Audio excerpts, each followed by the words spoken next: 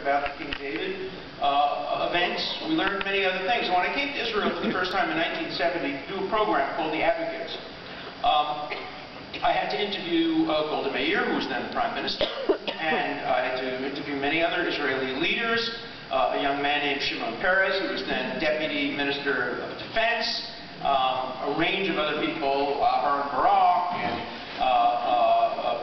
President Shamgar, and somebody said I ought to meet Menachem Begin.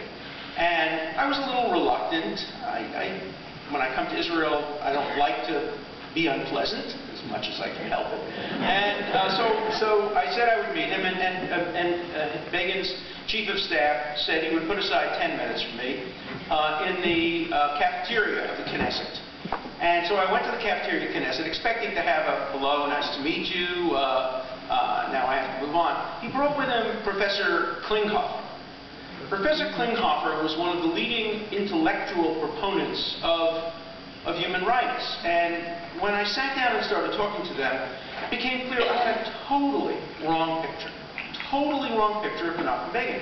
When I was told right-winger, I thought of right-winger in American terms. I expected to meet a combination of J. Edgar Hoover and Richard Nixon.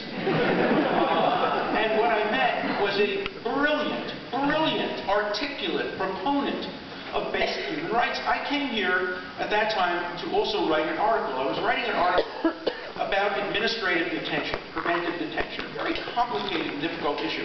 How do you deal with people you suspect perhaps of engaging in terrorism, but don't have the kind of admissible evidence to permit it to be used in a court of law? And the Israeli government, using an old British statute, had detained hundreds, perhaps even thousands, of suspected terrorists. And as a civil libertarian, I was somewhat suspect, but almost everybody I met with from the Israeli establishment supported administrative detention or preventive detention.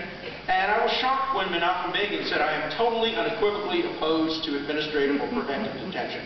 If you have the evidence, put him on trial. If you don't have the evidence, free him. Civil liberties, human rights has to come first.